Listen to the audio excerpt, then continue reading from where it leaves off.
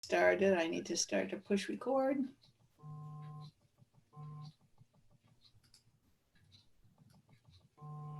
So good morning, everyone. This is Kathy Bush, and welcome to the DandleLION Medical webinar titled The Lessons I've Learned from NICU Families. And our faculty presenter this morning is Dr. Ana Zimmerman. And Dr. Zimmerman, you want to raise your hand and say hi first? Hi, everybody. I'm Ana. And also on camera with me this morning is I have the new DandleLION Director of Education, Alex Luton, who I am so excited. Alex was a CNS from a large children's hospital in Texas, and we are so lucky that she is now working with us. We have all sorts of amazing educational things in the hopper, so stay tuned for those. And then, as always, we have Kathy Randall on the phone with us. She is our CE provider and also the tech wizard. So I can't do it without her. She's the one that makes it all go. So great to see everyone this morning. Again, I'd like to introduce Dr. Ana Zimmerman. Ana is a mom and neonatologist currently living in Denver, Colorado. She has 3 children, a 6-year-old daughter and nearly 4-year-old boy-girl twins. She created the website www.mightylittles.com in 2019 to explore all topics related to parenting. She wanted to create a place to explore how to raise kids to be the types of adults this world needs. Amen to that. What it means to be a good human, a kind human, a compassionate human. The focus of her work is the long-term goals of parenting.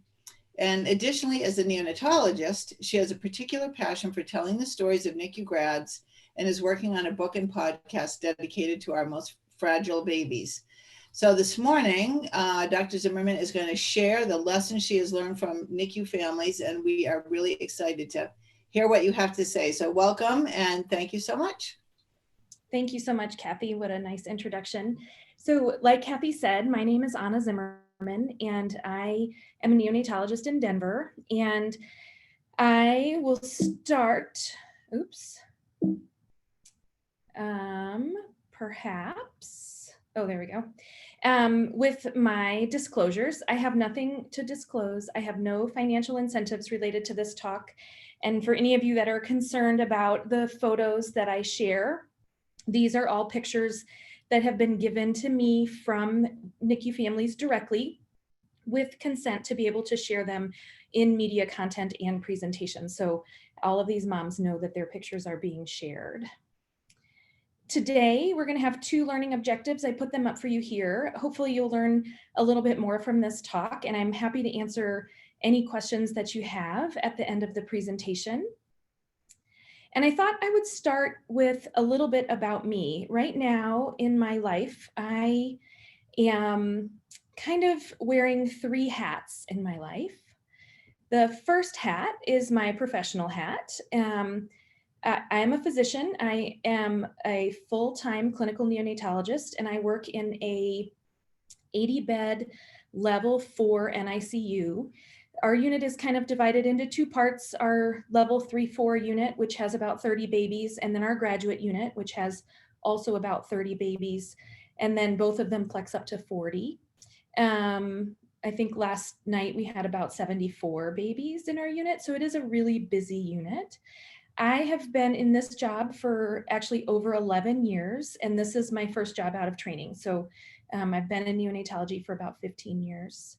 I do have some international NICU experience, which I'm going to share a little bit later in this presentation that kind of affects some of the things that I think about the NICU and ways that I think about parents and their role in the NICU.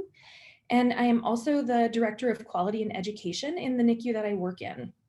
And so right now we're revamping our tiny baby protocol with more and more focus on kind of resuscitating these smaller babies as a big level 4 referral center. We are getting more 22 and 23 week infants that are requesting resuscitation.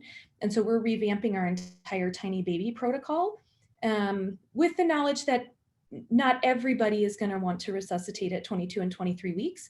But if you can make that go really well, it will also improve your outcomes for 24 through 26 weeks and even above. So that's kind of what my professional life looks like right now.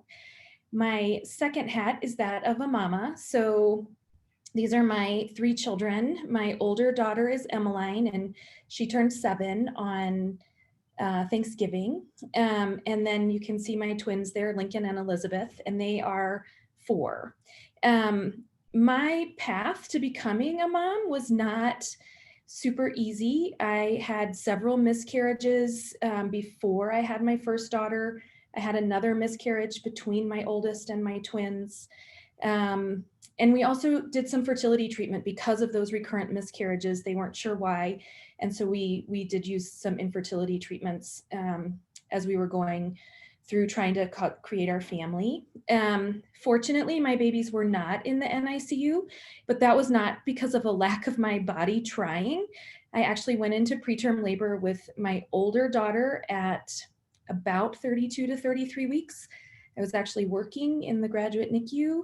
I walked over to lunch. My belly hurt so much I couldn't sit down. I was in complete denial. There's nothing wrong. I'm just tired. I did too much yesterday. Total denial. One of the nurse practitioners I worked with walked me over to labor and delivery. They hooked me up to the monitors, and I was contracting every 2 to 3 minutes. They asked if they could call my husband. I said, no, let's not be dramatic. I'm just going to go home, and a little bit of turb and a little bit of mag and all that kind of good stuff later. And I did go home in a few days. And then I went into preterm labor with my twins as well. That was actually a little bit later and not as dramatic. I just had to be on bed rest. I didn't have the easiest deliveries. I had postpartum hemorrhages with both pregnancies. I am a redhead. Redheads bleed. And got blood transfusions after my twins. And despite being a neonatologist who promotes breastfeeding and breast milk and all the benefits that has, especially for our preterm babies, I was an utter complete failure at breastfeeding. And there's several different reasons around that, but it certainly has become one of my passion projects to make sure that moms know that their value as a mom is not related in any way, shape, or form to the mLs of milk that they can make in a day. And even though my babies weren't in the NICU when they were born, we have had some medical complications which have landed 2 of my children in the hospital. Emmeline was hospitalized at 14 months in the ICU with RSV, so I have a very healthy respect for RSV. And then Lincoln was hospitalized twice this year, the first time in January with virus unknown oxygen need, and the second time in March with COVID. And his course with COVID was really significant. He was in the ICU for a week. And I have written quite extensively about that. So even though I don't have NICU mom experience, I do have hospital mom experience and what it's like to be in the hospital with your children, worried about your children and wanting to know what's happening. And then my third hat right now is that of the creator of Mighty Littles. So the website was created in November, so it's been pretty much 1 year of 2019. And my original idea with Mighty Littles was that I wanted to write a book about the NICU experience that was for parents, but it wasn't a textbook, it was a photo book. And I've had this idea since I was in fellowship, because I feel like a lot of the publications that we give to parents are very text heavy, and they're very sterile and very medical, and they have wonderful information. And I absolutely love what we're trying to convey. But as an overwhelmed parent sitting with your baby, you have a hard time connecting with that material. And so I'm in the process of writing this book and collecting pictures from parents and advice from parents in order to put together this book. And while I was collecting the pictures and advice from parents, I knew that I needed their stories. And so if I'm going to be collecting your stories, well, I might as well record those stories and share those stories. And that's how the podcast came about to be. And then in this process of writing the book and interviewing parents and having podcasts go out, I've had other organizations and parents and physicians reach out to me to want to collaborate on other content. And so I now have collaborations with physicians and organizations, both in the United States, Canada, and New Zealand, as well as in the UK. And this is to provide more than just NICU stories, but also NICU support, mental health awareness, and NICU education for both parents and staff in the NICU. I have a really strong commitment to share all stories of the NICU and up-to-date practical information. I don't just want this to be a podcast that says, hey, your baby's in the NICU, everything's going to be perfect, because we all know that that is not always the case. And parents need to hear all of those stories. So that's really where Mighty Littles sits today. In terms of this talk, I wanted to give you kind of an idea of how we're going to progress through these slides so that you kind of know what's coming. I put the slides in chronological order because that's kind of how I think about the NICU stay, and it's how the book is arranged in terms of providing information to parents. So it starts with before the NICU, then we talk about life in the NICU, and then life after the NICU. This presentation is going to be mostly drawn from personal stories that I have received from parents who I have interviewed. And you're going to notice that there's two big themes that run through this presentation throughout almost everything that we talk about. And the first thing is inclusion. Parents want to be included, and there are ways that we do that better than others. And the second is communication. And I think we all know that communication is vital in the NICU. And even though we think we're doing a really, really good job, I know I think I'm doing a really, really good job and I try really hard, but I know that there are still gaps where parents are feeling left out and not communicated with, even though we have this family-centered care where we're trying to provide that communication. And then finally, we'll talk a little bit about what's next. So let's start by talking about prenatal consults. We are in a large level 4 NICU, and we get a lot of referrals in from clinics across a variety of different states. And oftentimes these are moms that know that something's going wrong with their pregnancy. So they've either come in preterm labor, or they have an incompetent cervix, or their ultrasound showed that their baby has a diaphragmatic hernia or something along those lines. In doing these consults, I think the things that are the most important to remember are that honesty is key. I tell parents that I'm brutally honest, and it's their job to hear exactly what's happening with their pregnancy and with their baby. And then I provide the facts. This is what we know, and here are the statistics that I can share with you.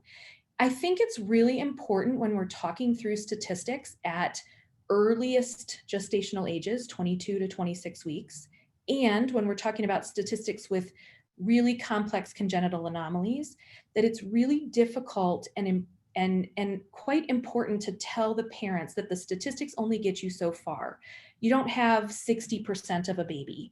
You have one baby, and your one baby either has this catastrophic complication or they don't. And so the statistics might give you an idea about how worried you are, but it doesn't actually going to tell you what's going to happen. Universally, when I talk through statistics, the parents hold on to that 1% or that 3%, that hope that's in this tiny little range.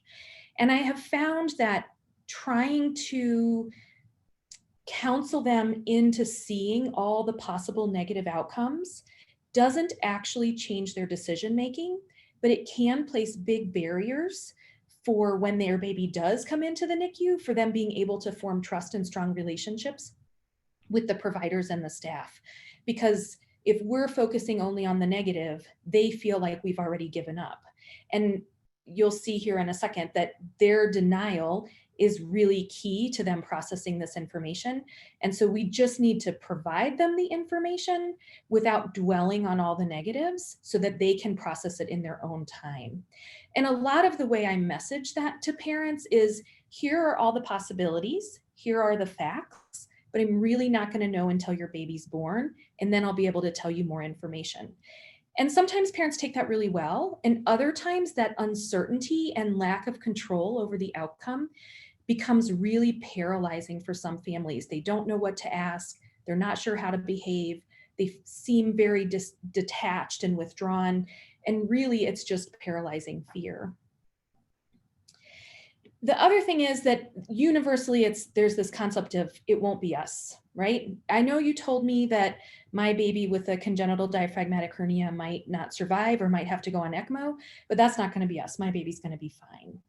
Or I know you told me that I might deliver at 23 weeks because I have this severe subchorionic hemorrhage that just won't stop, but I know I'm going to go until term, right?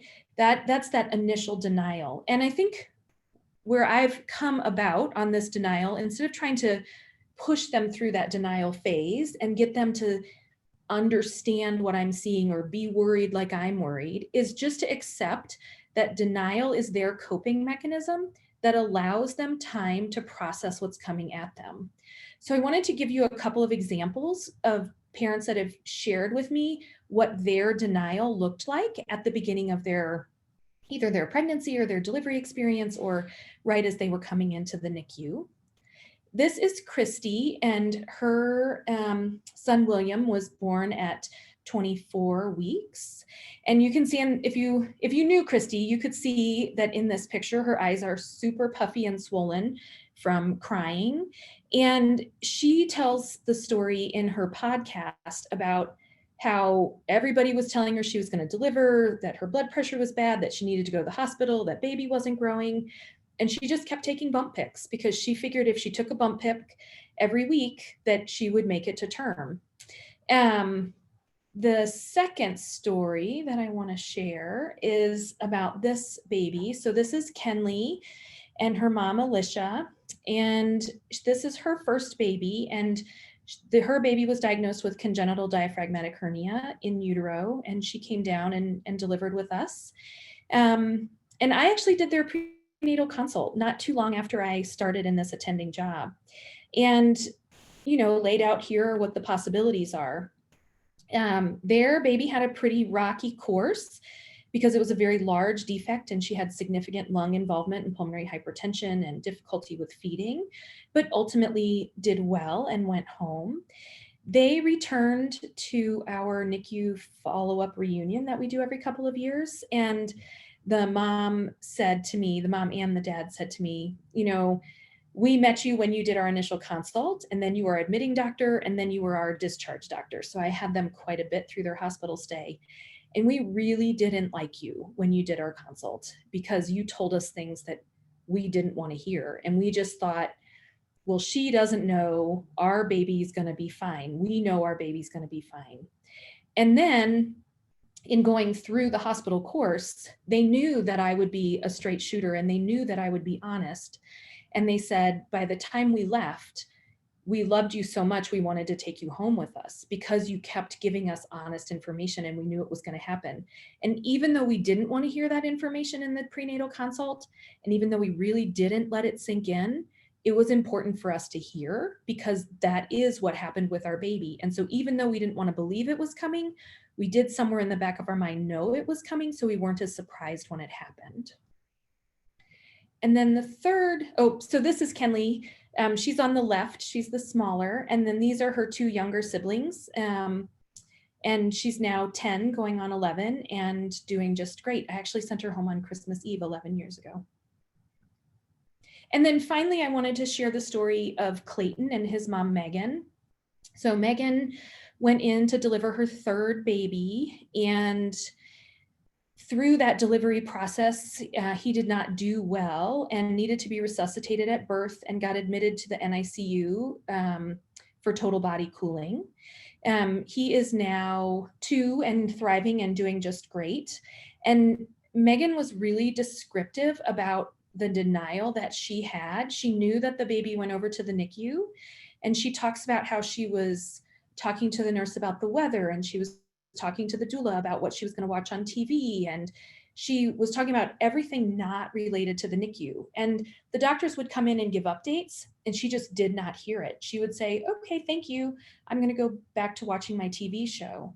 And it wasn't, I think for us, for me, I'll just speak for me, when I'm talking to parents and I know they're not hearing me, I know that they're in denial and I want to help them through that, but they have to be ready for it. And so my goal is just to continue to give them honest, up-to-date, very factually based updates so that as they get those updates on a regular basis, it can finally sink in and they can move past their denial and into a place where they understand what's happening with their baby. it took her almost 48 hours to really understand what was happening with her son and allow it to sink in so that she could go to the NICU and visit with him. And she tells some really fun, I don't know if they're fun, but she tells them in a lighthearted way, these stories about conversations that she was having with the nurses about stuff that was totally not related to her baby, and how wonderful it was that the nurses just went there with her and were willing to just let her be in denial a little bit longer, because eventually she got to that place and it was able to sink in its own time. So, my key points on these prenatal consults is just give the facts, be super honest, and know that parents are going to be in denial until they're ready to process what's happening. Usually once the babies are in the NICU, these are some of my favorite pictures from the NICU that just show what life in the NICU is like. That denial goes away. We don't have to force them to recognize what's happening. It will get there, and pushing on it just doesn't get it there faster. And once they're in the NICU and they're seeing their baby and they're doing cares and they're interacting with their baby, the full weight of what's happening will really sink onto them. So let's switch now to talk about life in the NICU, specifically through the eyes of parents. I think that we as NICU workers and healthcare providers, we live in the NICU. That's where I work every day. This environment is very normal to me. It's my home away from home. These are where my friends are. These are where my colleagues are. This is where I tell people what's happening in my life. But for parents, it really is this foreign place, and they're really concerned about how they're going to be included in the NICU. So in the beginning, when I ask parents, what is the NICU like when you first come in? These are the words that they use to describe it. These are parent words. So foreign, technical, intimidating, overwhelming with overwhelming sadness. They say that the NICU is a total disconnect from reality, that it doesn't feel real. It's isolating and lonely, and it's very loud. This is a picture of Katie and her son, Tim. Tim was born with a giant omphalocele that they knew about prenatally. And Katie describes the feeling of walking into the NICU on those first days as almost like walking into a job interview and then being an intern. And she felt at ease because the nurses would give her tasks. She could focus on those tasks. Those tasks allowed her to interact with her baby before she felt connected to her baby. So it felt like a job. I come into the unit, I do these certain things. I'm a good mom. I'm doing what I need to do. The nurses have told me what to do. And then after a few days, she started to feel more like a mom and settle into that mom role.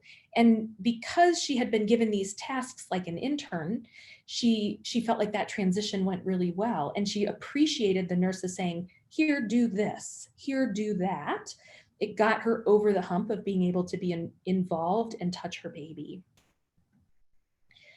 I like these pictures because this is what parents are seeing when they are in the room. You see the isolette, you see diapers, you see wipes, you see the pump, you see the computer, you see the nurses, you see a transport isolette, you see the stethoscope, you see a vent, you see an oscillator, but nowhere in any of these pictures do you actually see a baby. And I think for parents, that's really difficult.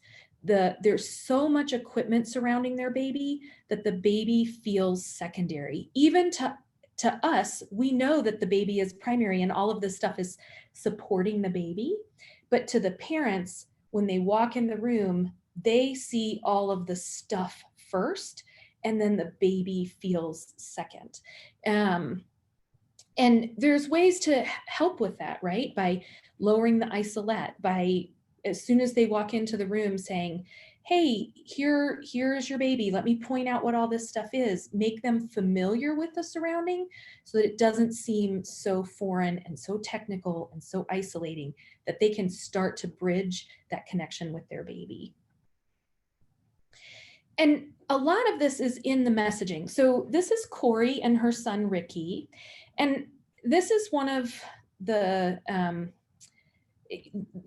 things that breaks my heart all the time. And her baby got transferred to us after having a spontaneous perf and grade 4 head bleeds and was really sick and was coming for a surgical consult.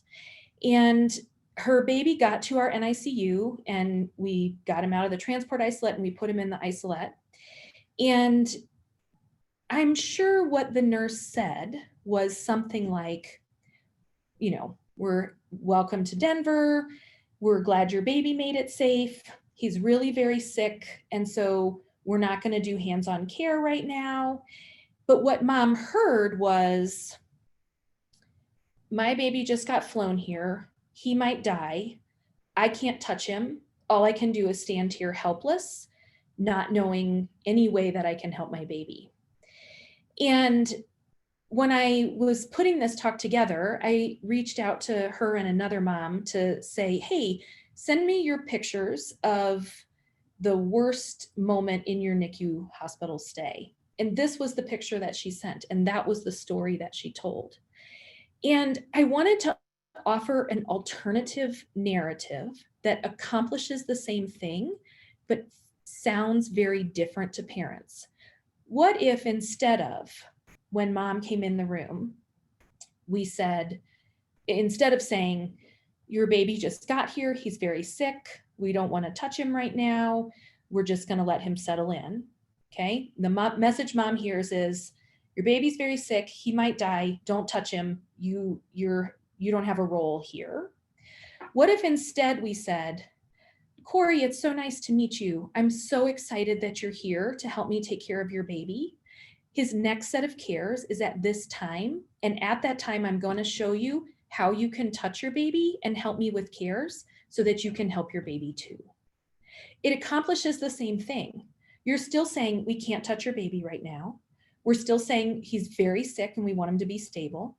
We're still saying we're only going to touch him at care time. But mom hears, okay, in 2 hours, I get a chance to help with my baby and I get a chance to make him better too with my nurse. It's the same message, but bundled in a different phrasing that makes all the difference in the world to how parents feel included in their child's care. And she came to my unit. This was my nurses that said, hey, he's really sick. We don't want to bother him right now.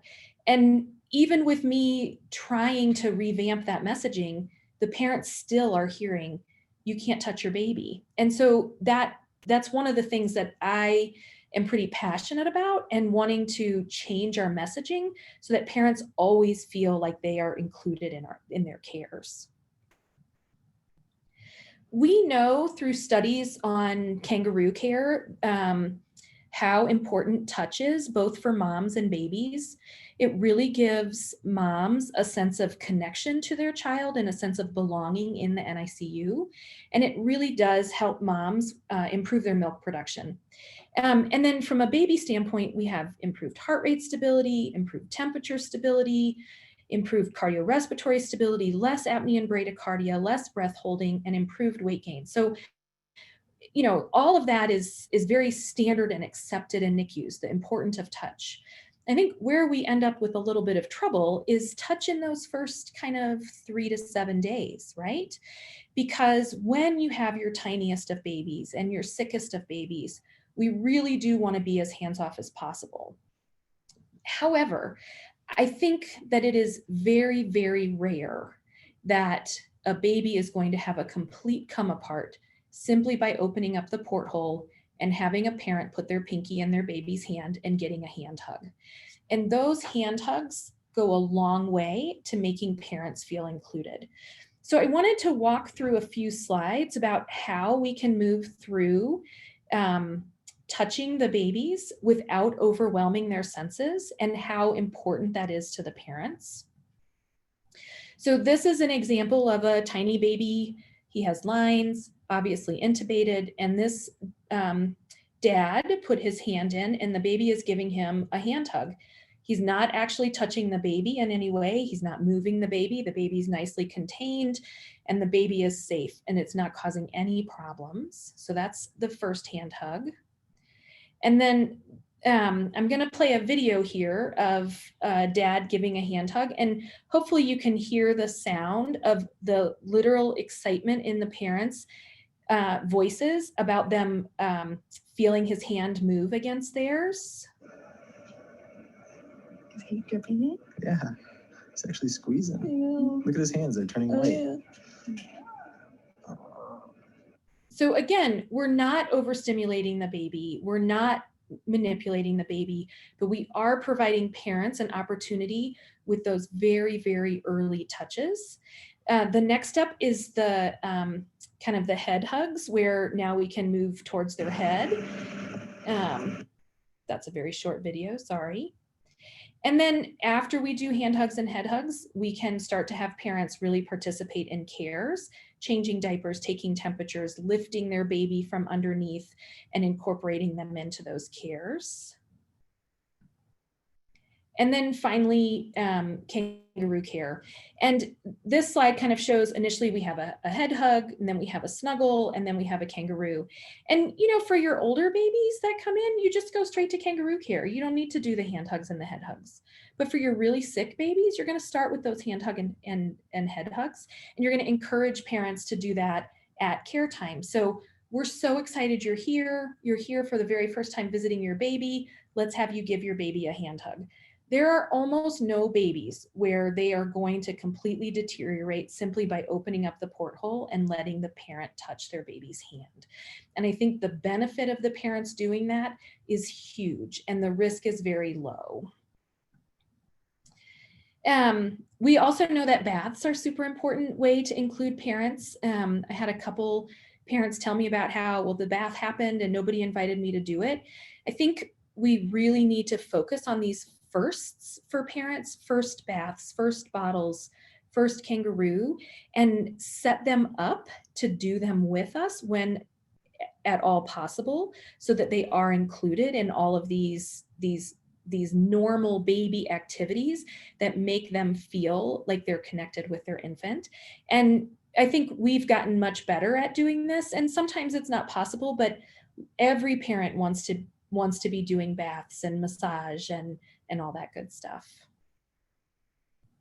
And so with that, I wanted to talk a little bit about my experience in Uganda and a little bit about some of the studies that Canada is doing on family integrated care in the NICU.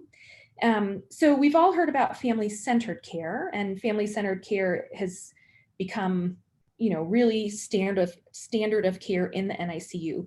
We want parents there, we want to involve them, we ask for their opinion, we include them in rounds, but very much it's the medical team dictating the care, the medical team doing the care, and then inviting the parents into our space. Let me give you an example of what happened in Uganda, which is very different.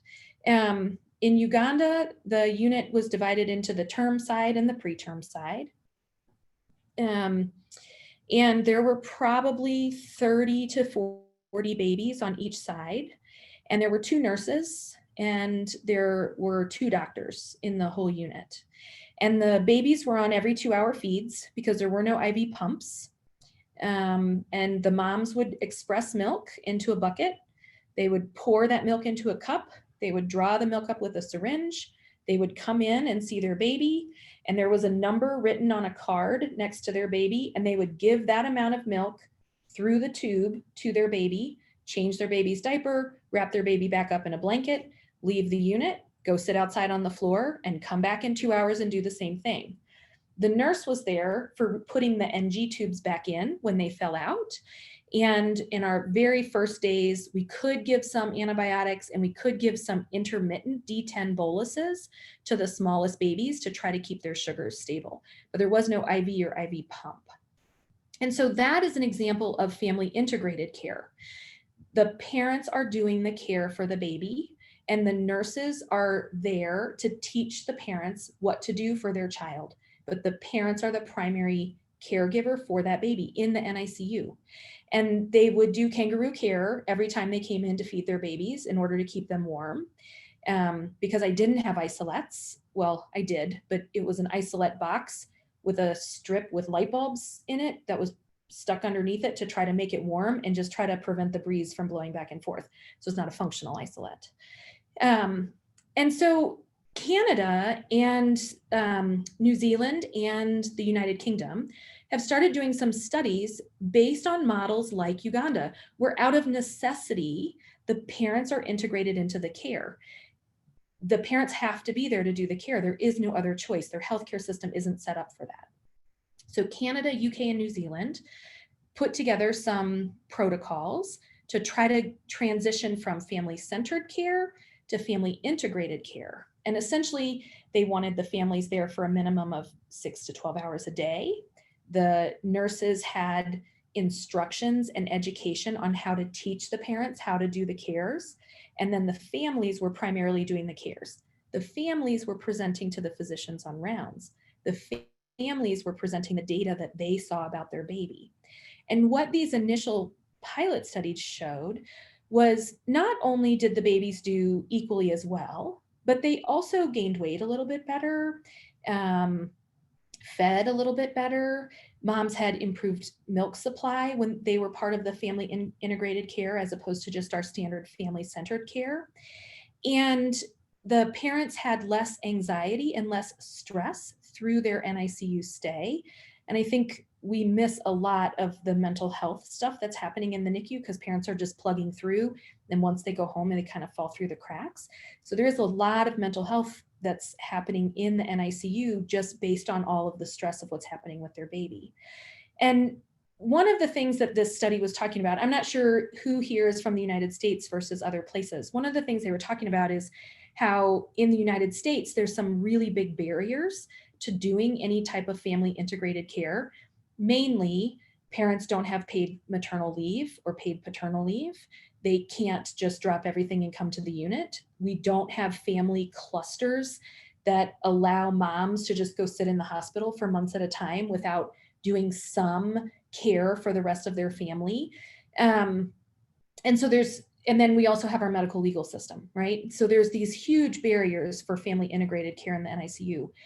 But I think those studies show that we can involve parents more than we do and still have really safe and good outcomes. If moms in Uganda can help me feed their 800-gram baby that's on a cannula that's split 1 million times off the wall to give them some PEEP, I think my moms here can do that too. We just need to encourage it more. I love this picture. This is Caitlin and her baby Leo. And what I love about it most is that it perfectly sums up the NICU and the joy that parents have while participating in cares with their baby in a single shot. It's probably one of my favorite pictures in the NICU of all times. So I just wanted to share it, that's all. And then kind of wrapping up inclusion, I think we need to remember to include our dads. And by default, moms are the person that are in the unit more. They're the ones that are pumping. They're the ones that are bringing the milk. They're the ones that delivered the baby. Oftentimes they have maternity leave that lasts longer than the dads. But the kind of communication from dads that I've received is, we're here too. And we feel a particular burden because we're trying to stay strong and we're trying to support mom and we're trying to support baby. And sometimes we feel a little overlooked. And I think that those are valid because we do really rally around the moms and want to make sure we're telling her that she's doing everything right. And sometimes the dads do get a little overlooked. But just from these pictures, they're clearly in love with their babies and just as invested as the moms are. So I think, speaking of mental health, this is probably the thing, the shoulda, coulda, wouldas, right? I should have waited another couple months to get pregnant and then I wouldn't have delivered preterm. I should have not worked out so hard. If I had known that this was going to happen, I would have X, Y, and Z. And it's true for NICU providers as well, right? Like the baby that looked good at 10 that doesn't look good at 1. Well, at 1, you're thinking, well, I shoulda, coulda, woulda. And moms are doing that same thing. This is Bailey. She's actually a nurse, and she echoed a lot of those shoulda, coulda, wouldas. She delivered her daughter at 24 weeks because of severe preeclampsia and HELP. And she had a really hard time during the first several months of her NICU stay, kind of forgiving herself for the fact that her body had failed her, or she felt like her body had failed her. And she had a lot of if onlys. If only I had stopped working sooner. If only I had called my OB a day sooner. If only I had whatever, maybe I could have changed this outcome. And sometimes parents get stuck in that if only, and it's our job to try to help them move past that so that they don't get stuck in that shoulda, coulda, woulda. The other place that I really see this is around breast milk.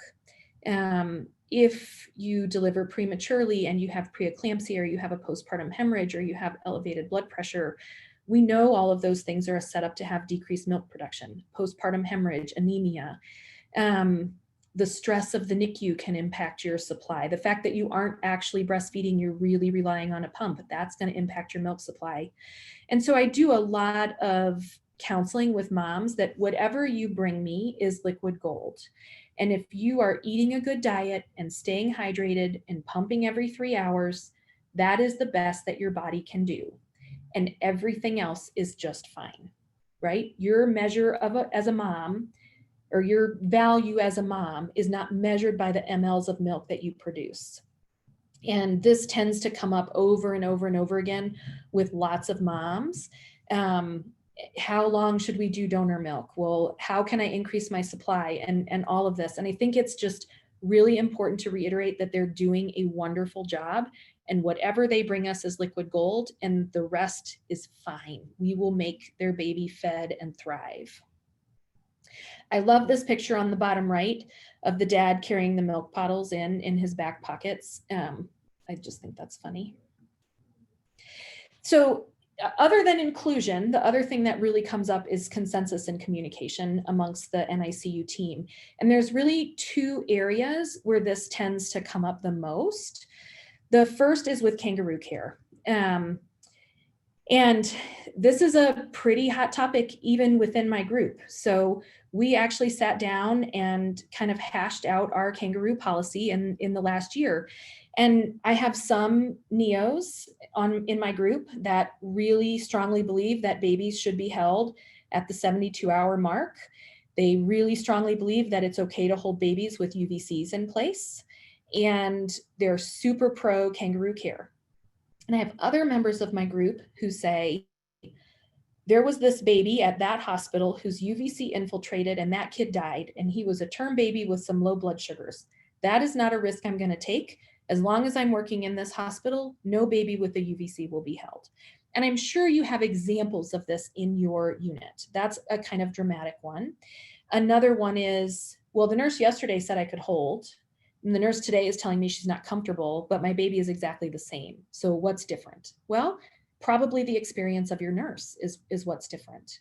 And so we sat down and wrote a protocol about who we're going to hold and who we're not going to hold. And we compromised as a group. We don't hold with UVCs, even though several of us want to, but we do hold on a jet or with a chest tube if the baby has been stable for a while.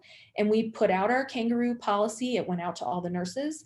But the thing that we did that helped the most was when that kangaroo policy went out, we said babies are either red, yellow, or green. If it's a red, there's no possibility of holding. And so that's going to be a kid with an umbilical line.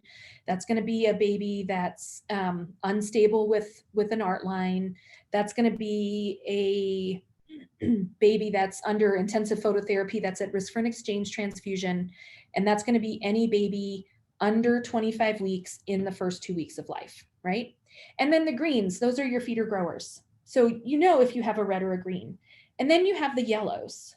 And every yellow, it gets asked on rounds every day, is today a good day to hold? And so now the parents are on rounds, the nurse is on rounds, the RT is on rounds, the nurse practitioner is on rounds, and the doc is on rounds. And the entire care team is on the same page with regards to Kangaroo Care.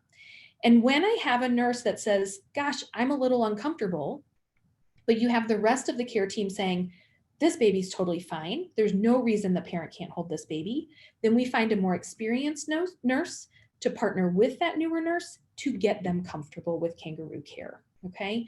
And so that has helped us really decrease the miscommunication around Kangaroo Care, where this person said yes and this person said no, and parents are much more satisfied. We're doing more Kangaroo Care. The nurses are more comfortable with it. The parents are better at expecting when it's going to come, and it gets discussed on rounds for those yellow babies. The second area that communication really becomes problematic is with feeding. And part of this is because babies don't follow the rules all the time, and they'll have a good feeding and then a bad feeding and then 2 good feedings, and then they'll sleep through a feed. And that kind of forward and back, we're making progress, we're kind of stalled, can be really, really difficult on parents. And the nursing assessment about, is this baby ready to feed or is this baby not ready to feed, can be difficult as well. And so we have a feeding protocol that we've put together where we try to make it consistent. Parents know what the goals are. We want your baby to take these full feedings before we'll do more full feedings. We're not going to try every single time with a partial feed. Excuse me. We set it up so that they can look at their cards and move forward through it. And then for the really challenging babies, we use our occupational therapist with the nurse to come up with a really good feeding plan that gets posted at the bedside that everybody can follow, so that there isn't miscommunication about how the feedings are going to go. I wish I could say that all of the miscommunication around feedings has gone away because of that, but it just simply hasn't, because babies don't follow my rules. And we're taking our cues from these babies, and sometimes they just want to do something different than what we're hoping for. So this still remains probably one of the more frustrating areas for parents, just around feeding. Once babies are feeding well and we start talking about discharge, I get a lot of, wait, what? We're home? We're going to go, like, what? We're going to go home? And parents really describe the NICU very differently at discharge than they describe it at the beginning. They describe the NICU as safe and secure and comfortable and supportive, and this is our family. And now we have to go home and I'm going to lose all of the support. Yay, I really want to go home. Oh, crap, I have to take this baby home. And so there's a lot of anxiety that's happening around the time of discharge. I think really what can happen that makes that go better is to start your discharge planning process absolutely as early as possible. Discharge planning starts the day after admission. And no, for our tiniest babies and sickest babies, that's not the priority and that's not what we're doing. But ultimately, that is the goal.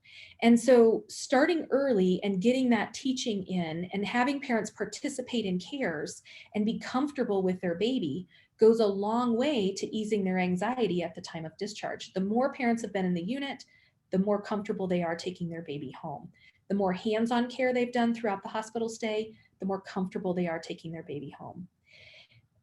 Having definite follow-up is very helpful. We also have a care coordinator that for our most complicated babies who have a lot of subspecialty follow-ups. So yes, the parents have the numbers to all these different clinics, but they also have the number to Leanne, and Leanne can help then navigate them through this complicated medical system. Using their personal equipment at the hospital prior to discharge is really important. We live at altitude. We're in Denver. I have probably a third to half of my babies go home on oxygen, which at sea level, where I trained in medical school, it was almost nobody that went home on oxygen. So it definitely is different in Denver, but having that equipment arrive early enough that they can practice and allowing the parents to room in overnight before they go home really go a long way in easing that transition home, because you can have the baby rooming in on a monitor with the monitor turned off at the parents' room and alarming at the nurse's station so that you have a safe plan. This is a picture of Tim, the baby at the beginning of the presentation with the giant omphalocele, and he's holding a picture of himself. I think in this picture he was 4 or 5. He's now kindergarten, I think. The other thing that causes parents a lot of anxiety at the time of discharge is monitors, right? They're used to seeing their baby's vitals 24/7. And I always joke, particularly with my engineering and computer programmer dads, do not get addicted to my monitors, because chances are you're not going to go home with a monitor. Which then brings up the question, well, what about all these monitors that are available over the counter? So we have the Owlet, and we have the Snooza Hero, and then there's the mattress monitors that look for the mattress to be moving, and if they don't sense movement in 20 seconds, it sends out a vibration to vibrate the mattress. And I think as these have come along more and more, I'm getting more and more questions about these monitors. I'm not going to talk in depth about it. There's actually going to be a podcast coming out about this where we bring on somebody who studied monitor use after discharge and is doing research on that. So you can tune into the podcast if you want more information. Suffice it to say, if you're going to do a monitor, I would do something more like the Owlet or the pulse ox type monitoring than the mattress wiggling type monitors. I always counsel parents that these are not hospital grade monitors, that they are not going to guarantee any outcome different than what's already going to happen, that if I thought their baby wasn't safe for discharge, I would not send them home, but that there's very little downside other than sleepless nights to using the monitor, with the exception of making sure you move that pulse ox so your baby doesn't get a burn on their feet. Most of the time with our preterm babies, these socks are too small and it doesn't work on preemies anyways. But I probably get, I don't know, 5 to 6, 7 questions about going home with a monitor on a weekly basis. And then this is the other part that I think parents with their medically complex babies have a hard time with is, you know, who are you going to call? Ghostbusters. So my baby's G-tube is leaking. Who do I call? Well, you call surgery. Well, my baby who has a G-tube because they have kidney problems has redness around their vesicostomy. Well, now who do I call? Do I call the urologist? Do I call the surgeon? Do I call the nephrologist? And so working through which problems lead to a phone call to which doctor can be helpful in alleviating some of the anxiety for your really medically complex kids. And the goal is to have happy, smiley parents at the time of discharge. And most of the time we get that, right? They're excited to take their baby home, their questions have been answered, and then they get home and then they have all this equipment and they don't really know what to do with it, and it starts to feel overwhelming again. And I think that the life after the NICU is a huge transition for these families, and they're looking for support, they're looking for connection, they're looking for somebody who's been through this before to say, yes, it's hard, and yes, you can do it. That community and connection continues to grow, both on a local level with nonprofits and families that bring baskets to the unit, to a statewide level, to national organizations. And so I just kind of really quickly popped a few onto this slide to show you that there are now more and more foundations and nonprofits and organizations that are trying to support preemie families, both while they're in the NICU and after. And I think for a lot of these parents that are transitioning home, it's nice for them to have these resources, because that way when they do begin to process what's happening and what happened in the NICU, they can reach out to other people to be able to have those conversations and share those emotions and be able to continue on that healing process from being a NICU parent, years after their babies were in the NICU. these are my kiddos, our Christmas picture. And then this is just information so that you have it in case you're interested in finding us or collaborating with us and what we're doing with Mighty Littles. I can take whatever questions you have. Yeah. Anna, thank you so much. That was an amazing presentation. And I mean, your pictures and your stories are just so heartwarming and so much great information for other caregivers about how to approach things and how to really, keep parents more involved and down the road too, I'm sure fewer discharges and certainly fewer anxious evenings at home alone once they're out of the hospital. We have lots of questions, so I am going to ask Kathy Randall to come on and help to feed you some of the questions. And again, many people thanking you for wonderful information. So Yeah. Kathy, can you?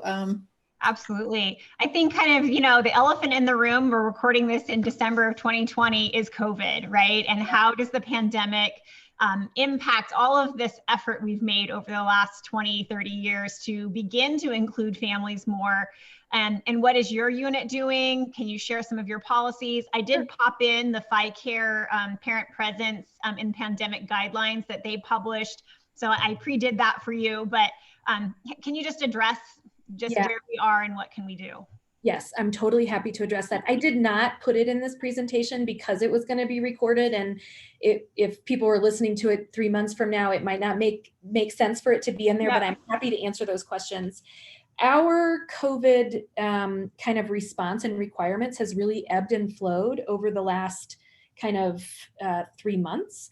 We started with closing down the unit to only parents, and our primary goal was to continue to allow parents into the NICU whenever possible at all times. And so that's kind of where we have stayed, even as cases have gone up in Colorado. Excuse me. We actually screen every mom who comes in to deliver. And so every mom gets a COVID test on admission. So we know if that mom is positive or negative at the time of admission. And any baby that's transferred to us, if the mom hasn't gotten a COVID test, then we do a COVID test on the baby. We were saying, well, you have to be 2 weeks, you have to get negative tests in order to come in. And now with the new recommendations from, all the higher powers that be, they're saying once you're asymptomatic for 10 days, you can come out of your quarantine and you can move around. So we are now not testing parents. We have not shut our unit down to parents, even now, and even in the thick of things. But we are very, very cautious with our screening questions and do a lot of education up front. If you're sick, if somebody you're around is sick, let's be extra cautious. We, the only time we're making exceptions to the no family rule is for infants that are either passing away or expected to pass away. And then we move them into the back of the unit, or we have a U-shaped unit, and we move them over to the side, and then the family can come in the back door, so they're not walking through the rest of the unit. Does that answer all the questions? I know some units in New York City did close down to even parents. And I think if things get really escalated in your community, I think ultimately the hospital and the neonatologists are trying to protect these fragile babies. And I think we're a little bit more leeway now that we know that overall the risk of vertical transmission is very low. The risk of transmission from mom to baby, if mom is washing her hands and wearing a mask, is very low. And so I think we're not closing down to parents, but we are going to be limited to just parents. Because we're still with just parents, it doesn't change any of our messaging or communication around the Kangaroo Care. We don't have hour restrictions. The parents are still welcome to be here 24/7. And so for us, we're still able to really try to get the parents involved the same way as we have. And I think for units that have had to close down, I think it's just really important to remember that this is temporary, and let's not go back to this. I mean, when I first started here, we closed our unit from 6 or 6 to 8 every day for nurses to do nursing report. And now nurses do nursing report in the room with the parents so the parents can hear the nursing report, right? So we've made all this progress. So if we have to close down and go backwards, let's try to remember it's temporary and come right back to it very quickly. Yeah, I love that. I love that. So for families who are positive and actively sick, have you come up with any innovative ways to help keep them engaged, during that time away? What have you guys done that you feel like might be good for people to consider? Yeah, so for kids that are away, we make sure that the neonatologist calls the parents every day, so they're still connected to the doctor. They can call the unit 24/7. We do have NICView cameras, which is the ability for the parent to be able to watch their baby on the web. And then the nurses will do some fun things like put a little note in there. So the next time they see their baby, they've got this little update that says, "Hey mom, I just took my bottle," or whatever. And those have been really good satisfiers for parents that weren't here. Because we're in Colorado and we get a lot of referral babies, we are used to having parents that have to go back to Wyoming and can only come on the weekend. And so those things were already in place. We weren't relying on parents to have to come into the unit, but we love it when they come on the weekends and get all their snuggle time in then. Awesome. Awesome. So Jennifer had said in her unit, they really severely restricted and actually had parents sign up for a 3-hour time slot the day before. So, wow, that seems so challenging, not only for, like I want to be there, but, maybe there's work or homeschooling the kids and Zoom schooling or whatever we call it. Oh, and I think there's also challenges with how your unit is designed. We're lucky enough that we have mainly private rooms and twin rooms and very few, I call them quad pods, but they're huge. And so families can be well more than 6 feet apart and still be with their baby, and we can still be social distanced in our unit. And not all units have that capability, which is going to really change what they can and can't do with their families. Yeah. I think this is something that, we've all been hearing about, just the variability between units, between states, between regions. And I'm glad that FICARE has led out for some of that, just to help guidance, right? And providing, just some ideas and just revalidating all the things you said about, the importance of family presence and, that there's really no replacement for that. We can do our best, like you said, but, it's hard. How about anything cool that you're doing for sibling involvement? Maybe not so much during our current pandemic time, but let's talk just in general. What's your unit practice for sibling, involvement? Yep. So our unit practice with siblings could be better from my standpoint. I think that is an area that's often overlooked for many reasons. We do shut our unit down in cold and flu season, and siblings aren't allowed. And so really we have this window between kind of the end of April and the beginning of October where siblings can come in. We do allow siblings to come in kind of one at a time. We do allow siblings to hold with the parents being there and, allow them to be present. We could do better with siblings. I'll just lay it out there. Yeah. Well, sorry. So there you go, everyone. Their unit isn't perfect. We're all trying to figure out how to get jobs where you work. So one person asked, maybe you can describe, how it's so wonderful and so rare. Oh, excuse me for this phone ringing. Course.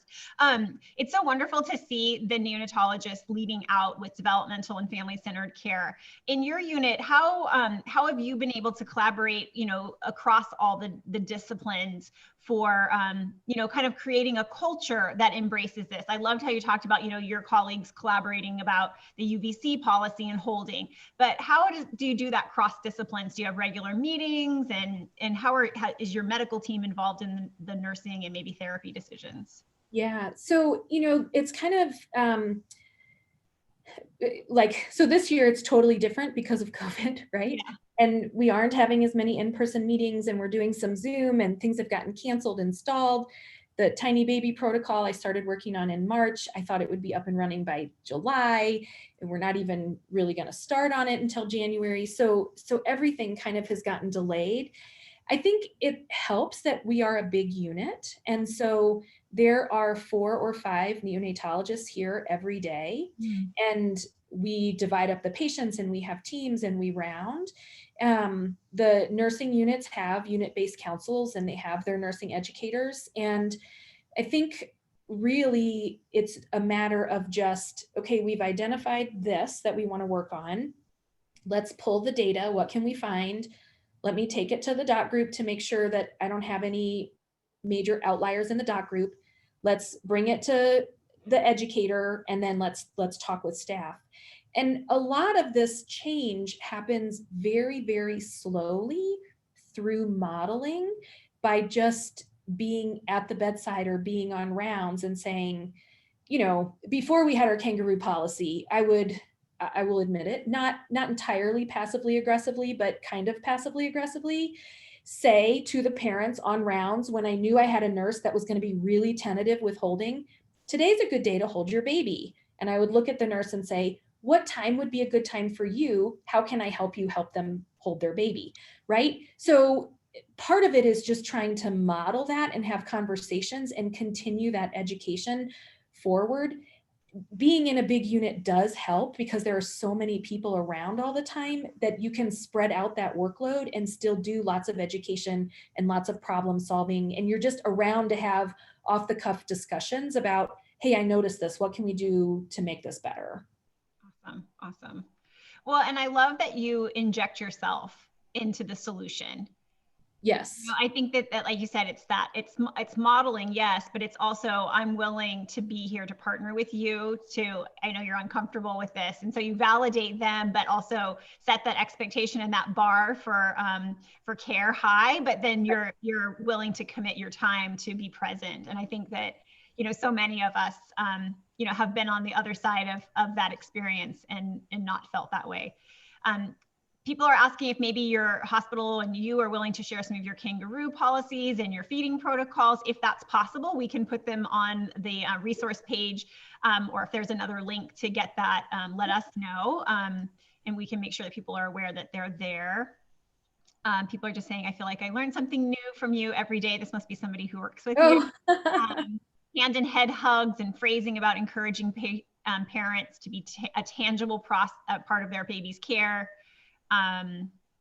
Let's see, do you have a policy for kangaroo on jet or a video for teaching staff transfer? So how did you roll that out when you were able to make that compromise where you were able to do the jet kids? Yeah, so it ended up, the way that looks is, if they've been stable on the jet, or if they've had a chest tube that's in and it's been a stable chest tube for over, I think it was 7 days, but it might have been 10. I kind of would have to look again. I don't want to promise the answer, but for a considerable amount of time, right? They're rock stable. And then it can be discussed on rounds. It's not, oh, they automatically move into the green zone. It's more, they just stay in the yellow. And then every day we talk about it on rounds. How's today going? Can we hold today or not? When babies are on the jet, it is a lateral move. And so usually you'll have 2 nurses plus an RT watching the ET tube. A pillow gets placed under the baby, and it all gets set at the level that the parent will be holding at. And then literally we just rotate the baby and the equipment and put the baby on the pillow, on another pillow on the mom, so that it's all on the same level. So it's definitely not kangaroo care, and it's not swaddled tight care, but it is holding. Yeah. I actually was having a conversation with somebody at work just yesterday about trying to create some videos that helped showcase really good transfers for kangaroo care and really good transfers for jet holding, and ways that you can help confine the baby while you're moving the baby over to kangaroo care so that they're not flailing around. So those are things that we are working on. There's not a current video. It just was kind of a stepwise education that went out to the nurses. Yeah. It sounds similar to the way that we do our transfers for kids who are doing holding on cooling blankets. You know, that's similar to kind of that lateral move. Yeah. Like that. they're asking if you have a palliative care team in your NICU. You have a big NICU, so you're, again, you have lots of resources, but how do you guys handle that? And if you do, how do you approach a family with a palliative care team? Yeah, so we have a palliative care nurse who is dedicated to pediatrics in our hospital. So she does a lot in the PICU and a lot with the HEMONC patients. And then she does a little bit in the NICU. The way that gets approached is when we have kids that are kind of going down this route of things aren't going well, we as neonatologists will have conversations with the family. And usually I'll start off that conversation by saying something along the lines of, your baby is not doing well. I'm slightly more nice than that, right? Okay. But these are all of the things that I have done over the last week to try to get your baby to improve. And none of these things are working. And it's clear that this is going to be a very long hospital stay with a lot of complications. And unfortunately, things may not go the way we want them to. I do have a nurse that specializes in babies that are here for long hospital stays to ensure that we're providing your baby with comfort and making the best decisions for your baby. Could I invite her to meet with you?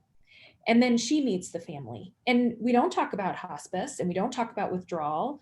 We just say, this is not going well, and I have somebody that can help me make sure your baby's comfortable. And then once that happens, you can then take that conversation in a number of different directions.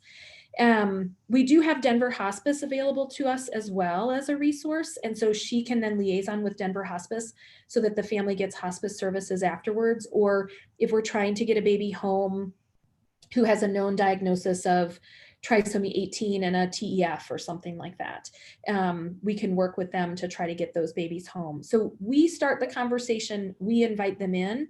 It's not nursing driven.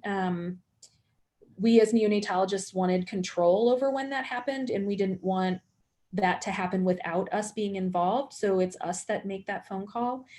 And a lot of the communication really does come from us still, though. Yeah, well, I think that's not unusual in most places. A couple other, in your hospital, I'm guessing you probably have some child life specialists as well. So there are child life specialists. Mostly they stay down in the pediatric floor and the pediatric ICU, but we can get them involved on individual basis, specifically with lethal diagnoses and siblings of those babies. They'll start even before the baby's born. We have a intake process where those patients come in, they get all their prenatal consults, and Child Life will meet with those families and those kids before the baby's even born. But in our unit itself, when the siblings are coming to visit, there's not a lot of Child Life that's happening with the siblings for routine cases. So we have an attendee, Christina, who says she's a child life specialist. And so she gave some other suggestions of things she's found in her practice, doing some virtual support groups for SIBs, sending home activities for siblings like NICU trivia. That sounds kind of fun. Yeah. Ways to start the conversation, encouraging parents to FaceTime, like reading a sibling's book, favorite book. Yes, and so we do, that kind of stuff. Yeah, we do encourage FaceTime with the siblings. Cool. So I always make sure in the delivery room or when I'm there to say, it's totally great to FaceTime. I know it's not the same as being here, but the camera and the lights are not going to affect your baby in any way. Mm-hmm. So we do quite a bit of FaceTime. I like the idea of reading books to the baby over FaceTime with the older siblings. Yeah, I wish we had more Child Life, right? Like, it's nice. Those are nice supports to have. Let's see, we've got people just saying, yes, those videos would be great.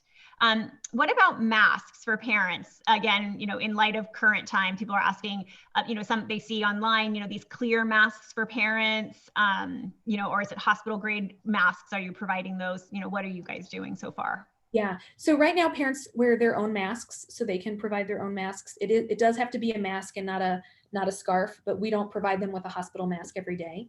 They are required to wear the mask anytime they're in their baby's room, even if there's no hospital provider in there. So anytime they're in the hospital, they should be wearing their masks.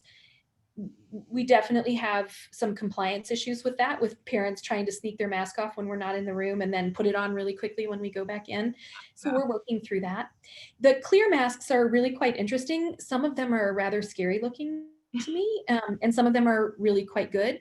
And some of them are not masks at all, and they're completely not effective. If it's something that's sitting off of your face like this, like a clear plastic, that's not a mask, it's not effective. Excuse me. Where I really think that starts to matter is when babies are at term and then over term. And so, you know, I have a little bit more leeway with parents when they're pulling their mask down to interact with their 47-week corrected baby than I do when you have a 26-weeker who really isn't focusing on your face that far away anyways. But for the older kids, the kids that are trying to start to learn facial recognition and those types of things after their term corrected, those clear masks can be really beneficial for those long-term babies. Yeah, awesome. And you know, it's not like isolation is going to go away, right? I mean, we're still like in, you know, like we had isolation rooms before and after. So I think there are even some of those clear mask ideas that we kind of just never really even thought about for those older kids in isolation. So maybe that's something that will carry through in the future for that, you know, real intentional learning, like you said, maybe also for the deaf community, right? So every now and then we have parents that are deaf and they rely on reading lips. And when you have a mask on, you can't, you lose your sense of communication altogether. So. Yeah, so true, so true. Well, I think that I've got all the questions. I think people could probably keep asking you many more questions. I know we've enjoyed our time with you the last couple of days getting ready for this and doing our tests.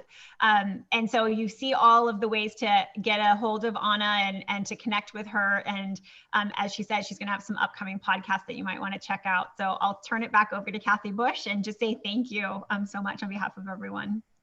Thank you. Awesome. Thanks, Kathy. Well, for those of you, so many are still hanging in order to receive your free CE, you will need to fill out the webinar evaluation. So Kathy will put in the chat area a link to the evaluation. If you're watching the recording, please go back to the email you received with the link to the recording and click on the link to the evaluation form. You will receive an email with a PDF of your CE certificate within 24 hours after you fill out the evaluation. And remember, be sure to check your spam if you don't receive the email. A lot of hospitals are blocking things so much right now. You might want to put your home email address on there just to ensure that you get it. If you are watching live and don't have time to fill out the evaluation right now, or your hospital has blocked access, you'll receive an email within the next couple of days with a link to the evaluation as well as a link to the recording. Now, one key thing, if you're watching as a group, and I know many people try to view as a group, you must each log into the evaluation to get the free CE.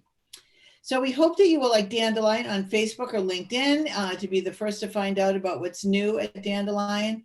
We do have a brand new product called the Tranquilo Soothing Mat.